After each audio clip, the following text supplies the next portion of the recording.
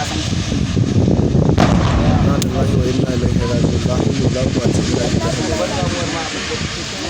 ni Allah sa ba kowa a ciki gafa ginin fa ya fashe fa mamman kai ku tare shi fa ku rike shi kawu yana ciki kenan ba a ciki ya fita